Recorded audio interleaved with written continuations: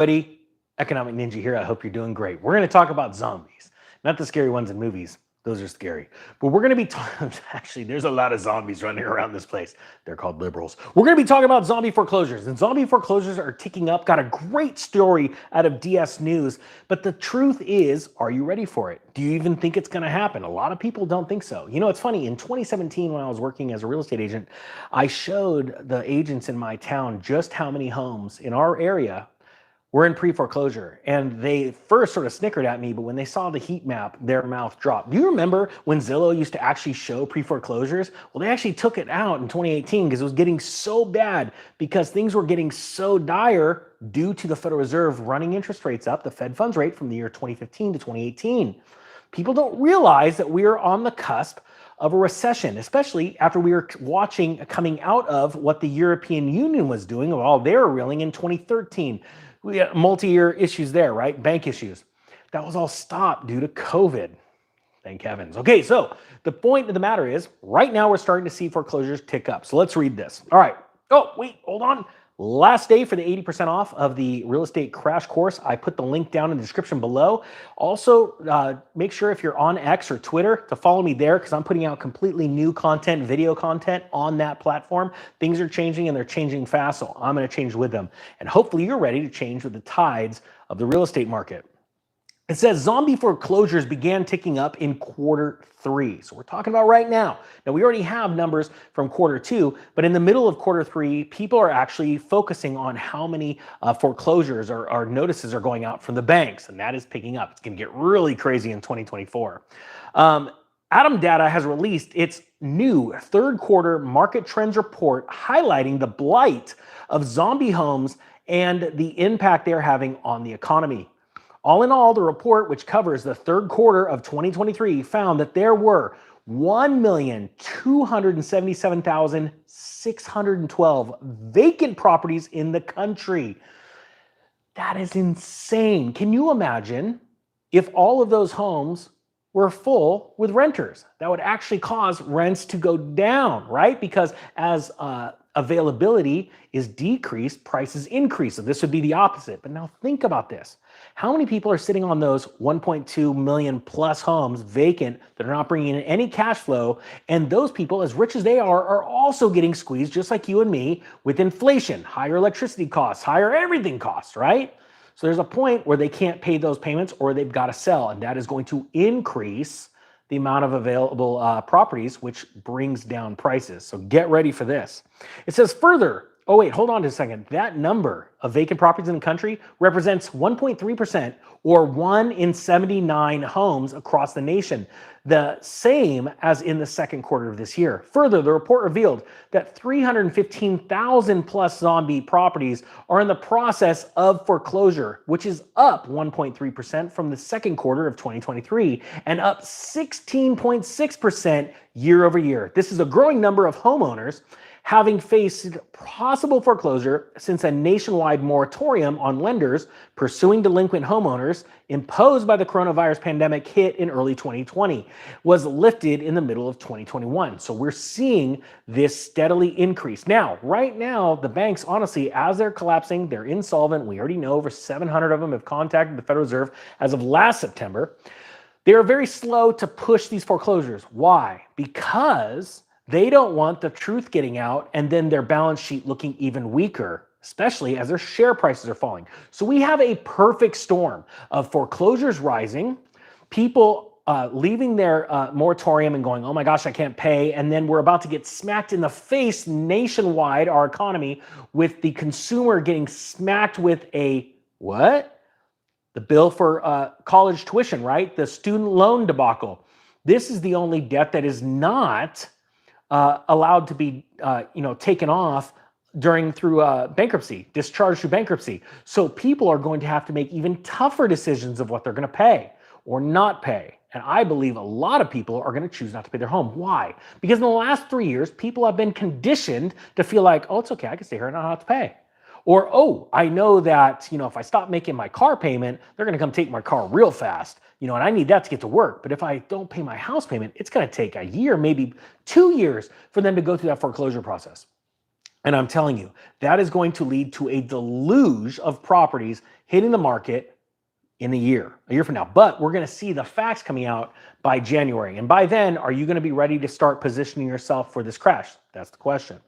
It says here, among those homes, about 8,800 have been abandoned by their owners and qualify as a zombie foreclosure. This number is up from the prior quarter, or 0.3%, and up 13.9% from a year ago. Now, just so you know, zombie foreclosures, when somebody's in the middle of foreclosure and they just bail, they found another place to rent, they're out.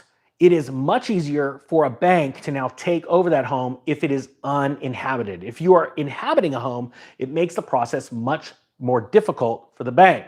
So as these zombie foreclosures add up, just know that that is that much sooner that we're going to see these foreclosures hit the market. And they start in the foreclosure process starts in the auction process, then it works all of its way down to, through short sales, then finally REO, real estate owned, where the real estate is now taken back by the bank and they sell it through an agent. I want you taking advantages of those auctions. We're also going to start covering that a lot more in the course coming up around the first of the year. So if you get in now, you're already in. There's already over 30 lessons, but I'm going to keep adding. We're about to bring a ton of value right before the new year into that course and just absolutely catapult that course. Can't wait for that.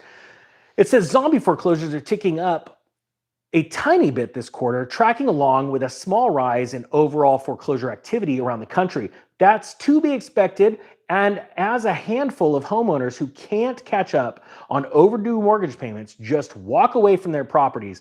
This was said by Bob Barber, CEO of Adam.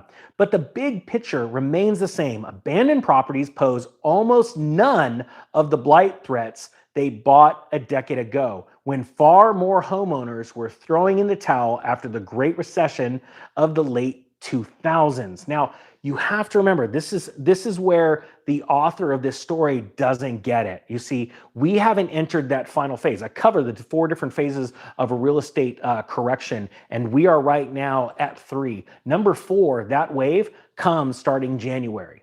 And the point being is that when you see these easily identifiable sections in the wave of a real estate correction as it topples and starts to flip downward, you also need to know the 4 signals of when it starts to bottom and cruise up. If you don't know that, you're going to miss a lot of profit, because your most profit in a housing correction is made before the bottom. I know that sounds crazy, but it's true. And it has to do with refinancing, it has to do with financing, and it has to do with the emotional state of the seller. All right? Okay, because you need to get to them before it bottoms. I'm giving away most, of course, like 32 lessons. But anyway, sorry, I digress. According to Adam, the lack of zombie foreclosures throughout most of the country continues to stand out as one of the most significant effects of the U.S. housing market boom that has more than doubled the national median home value since 2012. With a few exceptions, most notably New York City and Miami, lower end markets still have the highest proportion of zombie homes. Makes sense, right? Because the lower end homes are full of people that have the least amount of real estate literacy. And that's what I want to change right now, because we need the middle class to stay rich, and we need the poor class to be pulled up into the middle class, because that's when our country has the most say. That's when the country is the strongest, not when a few people own all of the homes and keep everybody poor, okay? And I'm telling you right now, there is a plan from the banks. They want to buy your home, and by 2030, whatever date it is, they want you to own nothing and be happy. But that will not make you happy. Type 1 if that'll make you happy. Type 2 if that drives you absolutely insane. Because I believe that it should drive you insane, and it should get you positioned like a horse in a racing stall, ready to jump out and conquer this housing crash. All right, here we go. Now it says here, other high-level findings from the third quarter of 2023. Now here's some bullet points that are really interesting. Let me grab some water real quick. All right, bullet points. First, among 166 metropolitan statistical areas in the U.S. with at least 100,000 residential properties in the third quarter of 2023, those with at least 100 properties facing possible foreclosure and the highest zombie foreclosure rates are Cedar Rapids, Iowa. Who would have thought that? Now think about that. We always talk about Boise, Idaho, Dallas, Austin, Miami, LA, New York, San Francisco, right? The highest amount of zombie foreclosures in Cedar Rapids, Iowa. 12.5% of properties in foreclosure process are vacant. Peoria, Illinois hits 10.8%. Indianapolis hit 8.9%. Fort Wayne, Indiana, 8.8%. And Youngstown, Ohio, 8.3%. Pretty impressive, huh? Where everyone's saying, no, it's not my town, not my city. It's always those big cities. Look at this list right here. Those are the highest percentage of zombie foreclosures. Let me know down in the comment section below if you're in or around any of those cities or towns. Let me know below, because that is where you are going to make big bucks, because the first wave of this foreclosure is zombie foreclosures, okay? It's going to be easy for those banks to take them. Aside from Indianapolis, the highest zombie foreclosure rates in major metro areas with at least 500,000 residential properties and at least 100 homes facing foreclosure in the third quarter of 2023 are Cleveland, Ohio, which is 7% of the homes in the foreclosure process are vacant.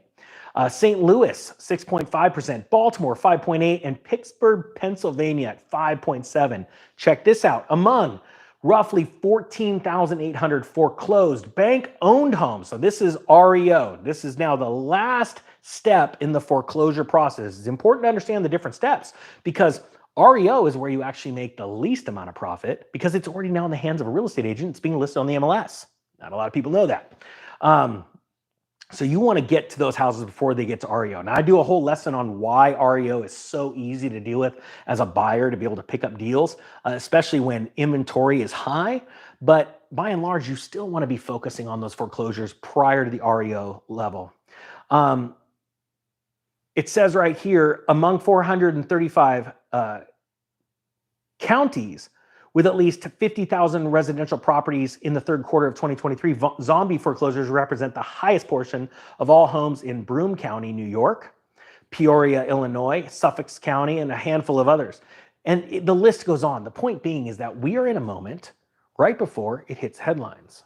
So are you preparing yourself now, getting the information and knowledge that you need to become a successful, that edge that nobody else you know has? Or are you going to wait until everybody figures it out and starts diving into the information? This choice is totally up to you. My choice is to be way ahead of the game. I sold my homes in 2006. I was the laughing stock of all the real estate investors and real estate agents around me. And 2 years later, well, you guys know what happened. Point being is, I'd rather be 6 months too early than 1 day too late, because in real estate, and this is, in my opinion, the greatest opportunity in history to gain generational wealth and to level up the playing field with all those rich people. It's time not to buy 1 home, 2 homes. It's time to buy 10. When this thing goes down, you will not be the laughing stock. With that being said, I thank you so much for watching. I'm going to put the 80% off discount code after today. She's done. I'll talk to you guys later. It's for the Real Estate Crash Course. The Economic Ninja is out.